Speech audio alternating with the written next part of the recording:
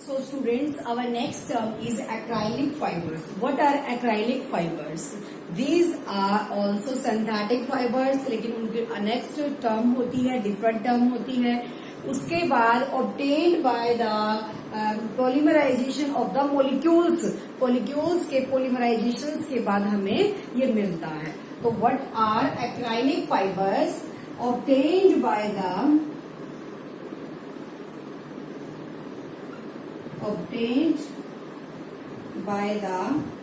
polymerization of molecule.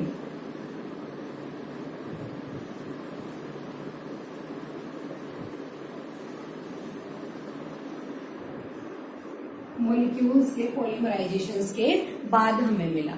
Next is these fibers are very soft and light.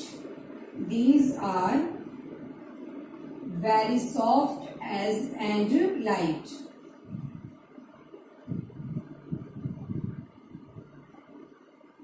As well as wool.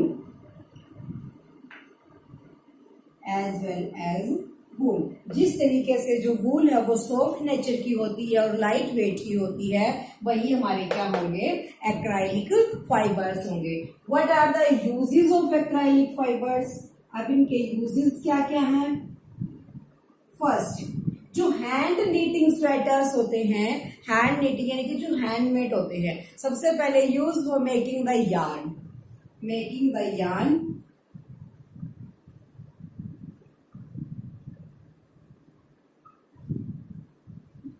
For hand knit sweater,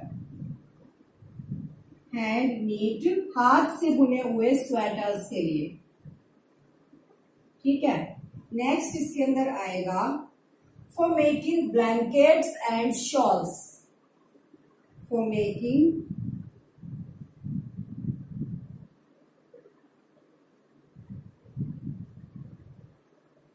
blankets and shawls.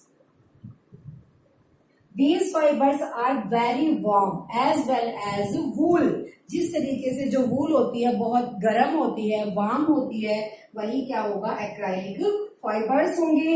इसीलिए इसको बनाने का use कहाँ होता है?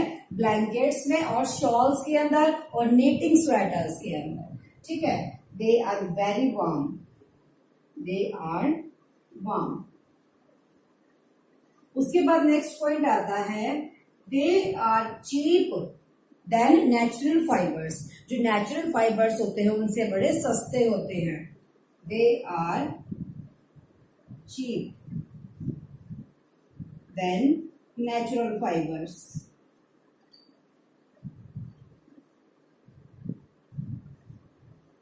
Natural fibres से बहुत चीप होते हैं. समझ आई बात? तो हमने पढ़ा किसके बारे में? एक्राइलिक फाइबर्स के बारे में, obtained by the polymerization of the molecules. And next point is they are very soft as well as wool. जैसे wool लाइट वेटेड और सॉफ्ट होती है, वही एक्राइलिक फाइबर्स होते हैं. Use for making yarn for hand knit sweaters. जो handmade knitting वाले sweaters होते हैं उनको बनाने के लिए. Because they are very warm.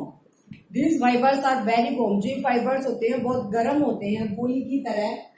इसीलिए इनको बनाने का यूज ब्लैंकेट्स और शॉल्स के लिए किया जाता है. They are cheap than natural fibres. जो नेचुरल फाइबर्स होते हैं उनसे ये क्या होते हैं? चीप होते हैं, यानी कि सस्ते होते हैं. समझ आया? अब हमने पढ़ा जितने भी टाइप्स हमारे सिंथेटिक फाइबर्स के होते हैं.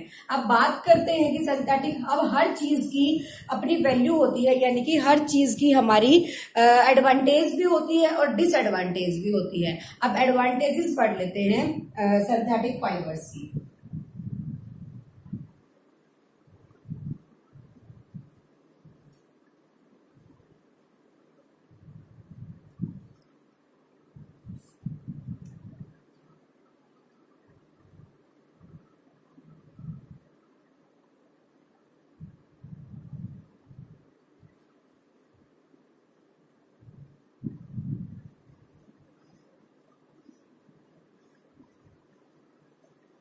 सिंथेटिक फाइबर्स की advantage. First is synthetic fibers are easy to wash and dry quickly, सूख भी जल्दी जाते हैं और वॉशेबल भी होते हैं, यानी कि इजी होते हैं वॉश करने के लिए। ये हमने पीछे एक प्रॉपर्टी भी पढ़ी थी नायलॉन वाली, उसके अंदर भी था। Nylon is also synthetic fibre, they are easy to wash,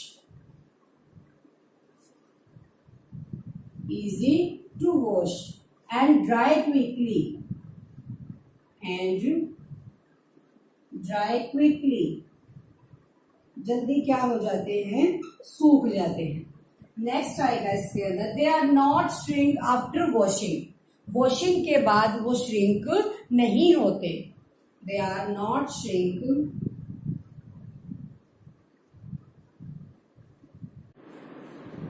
next advantage is they do not shrink after washing, they do not shrink after washing, धोने के बाद कभी भी ये श्रिंक नहीं होता जैसे कॉटन हो जाता है। ठीक है, नेक्स्ट हमारी इसके अंदर आएगी, दे आर लस्टर, लस्टर यानी कि शाइनी, ये कैसे होते हैं, शाइनी होते हैं, and do not become yellow after the age, और एक टाइम आने पे जैसे कॉटन के जो क्लॉथ्स होते हैं, व्हाइट क्लॉथ्स, हम उनके अंदर नील देते हैं जो ब्लू कलर का, ठीक है, अगर वो ना देते हैं तो वो एक टाइम पे येलोइश हो जाते हैं, लेकिन जो सिंथेटिक फाइबर्स होते हैं they do not become yellow after the age. ठीक है, दे आर लस्टर यानी कि shiny, they are lustre and not become yellow, not become yellow, इनका रंग पीला नहीं पड़ता after the age. They are long lasting, ये क्या होते हैं, लॉन्ग लास्टिंग होते हैं किसके बजाय, as compare to natural fibre. They are long lasting, यानी कि जो इनकी लाइफ होती है सिंथेटिक फाइबर्स की वो ज्यादा होती है कॉटन के क्लॉथ्स की बजाय। जो कॉटन के क्लॉथ्स होते हैं वो एक टाइम आने पर क्या होता है, जैसे मोस्टली समर्स के जो होते हैं वो एक सीजन ही चलते हैं, ठीक है, लेकिन जो सिंथेटिक फाइबर्स होते हैं वो लॉन्ग लास्टिंग होते हैं, उनकी एज ज्यादा होती है बजाय किसके, as compare to natural fibre.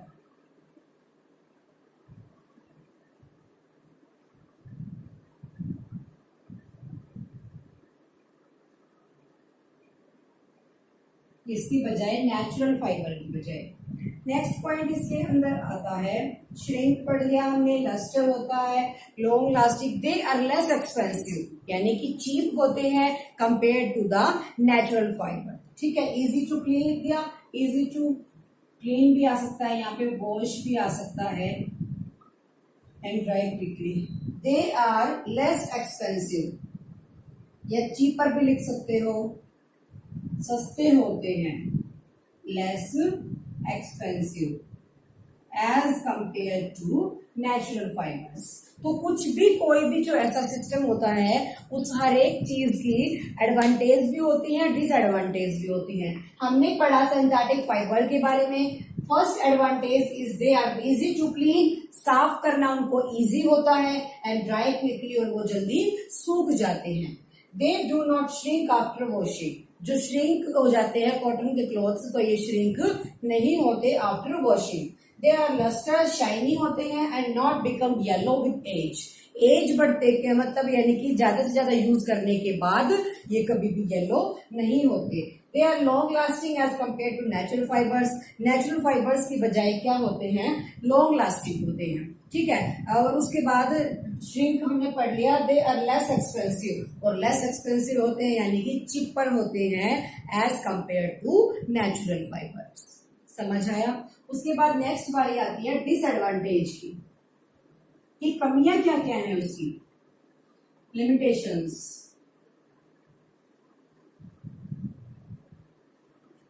Disadvantage,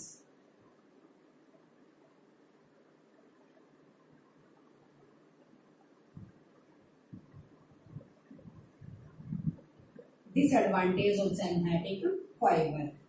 first हमारा क्या होगा, ये जल्दी क्या पकड़ लेते हैं, दे कैच इजली फायर या फिर हीट या इलेक्ट्रिसिटी। जो हीट होती है वो इसका मतलब ही इजी टू बर्न, बर्न करना इनको इजी होता है। इसीलिए हमें प्रिकॉशंस के साथ ही सिंथेटिक फाइबर्स वाले क्लॉथ्स को वियर करना चाहिए and stay away from the heat, और हीट से दूर रहना चाहिए। तो ये क्या होते हैं, दे इजली मेल्ट और burn, so this is always a risk of, क्या करना है इनको, वियर करना रिस्की होता है, इसीलिए स्टे अवे रहना चाहिए कहां से, हीट से। तो दे इजली मेल्ट, क्या हुआ एडवांटेज उसका, they are easily melt and burn. तो हमें इनको प्रिकॉशंस के साथ, सावधानी के साथ ही वियर करना चाहिए। ठीक है, नेक्स्ट पॉइंट क्या आता है, उसके अलावा हम फिर क्या सजेस्ट करेंगे डालना, कॉटन के क्लॉथ्स, क्योंकि जो सिंथेटिक्स होते हैं इसकी डिसएडवांटेज देखें तो हम हीट के पास जाएंगे तो ये इजिली मेल्ट भी हो जाएंगे और बर्न भी हो जाएंगे। Next point is they do not absorb sweat, जैसे पसीना होता है उसको कॉटन के क्लॉथ्स एब्जॉर्ब कर लेते हैं समर्स एंड रेनी सीजन। ठीक है, लेकिन जो सिंथेटिक फाइबर्स होते हैं वो स्वेट को एब्जॉर्ब नहीं करते, दे do not absorb sweat.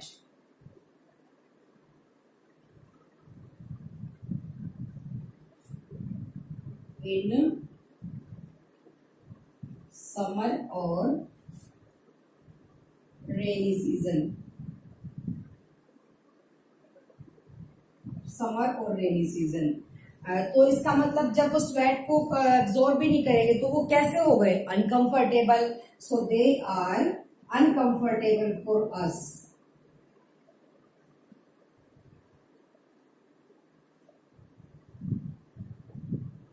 Uncomfortable, ठीक है, तो हमें क्या करना चाहिए, always wear in summers cotton clothes, is cotton clothes wear in summers, summers के अंदर कॉटन के क्लॉथ्स वियर करने चाहिए। ठीक है, नेक्स्ट इसका आता है दे गेट इलेक्ट्रिकली, क्या हो जाते हैं, वो चार्ज हो जाते हैं, इलेक्ट्रिकली चार्ज हो जाएंगे जो हमारे स्किन में क्या कर देंगे, प्रॉब्लम क्रिएट कर देंगे। They get electrically charge,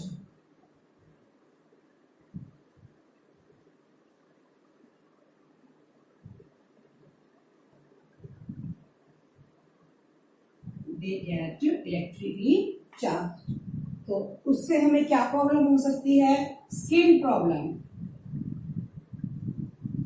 skin problem हो सकती है।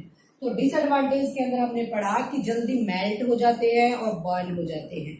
और नेक्स्ट पॉइंट इसके अंदर आता है दे आर नॉन बायोडिग्रेडेबल, यानी कि वो डिकम्पोज नहीं हो सकते एंड कॉज ऑफ पोल्यूशन। जो चीज बायोडिग्रेडेबल नहीं होगी, नॉन बायोडिग्रेडेबल होगी, ऑब्वियसली वो किसका रीजन बनेगी, पोल्यूशन का रीजन बनेगी। यानी कि जो भी मैटर हमारा डिकम्पोज नहीं हो सकता, ऑब्वियसली वो क्या करेगा, spread of the pollution, pollution का स्प्रेड आउट कर देगा। ठीक है, they are non biodegradable, they are non-biodegradable and cause pollution, cause pollution, pollution का क्या बन जाते हैं, रीजन बन जाते हैं।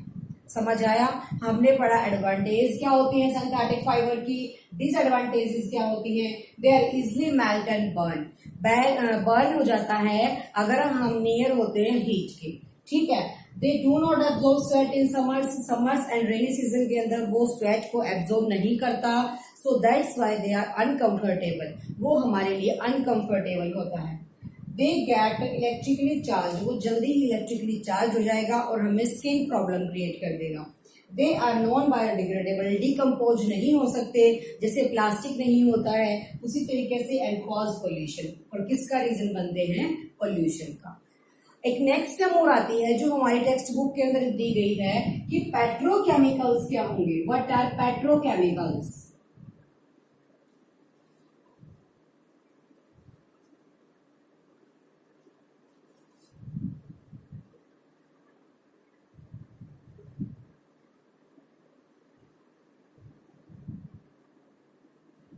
पेट्रो, पेट्रो का मतलब क्या हो गया, पेट्रोल या पेट्रोलियम। केमिकल्स यानी कि जो केमिकल्स, ऑब्वियसली किससे रिलेटेड है, सिंथेटिक फाइबर्स से। All the synthetic fibres are prepared by the number of process using raw materials of petroleum. जैसे हमने बताया था नायलॉन के अंदर अदर रॉ मटेरियल का यूज नहीं होता बल्कि कॉल का यूज होता है, तो कॉल्स पेट्रोलियम। तो यहाँ पे क्या होगा, all synthetic fibres are prepared in a process of number of, कहां से, नंबर ऑफ पेट्रोलियम, जो रॉ मटेरियल ऑफ पेट्रोलियम,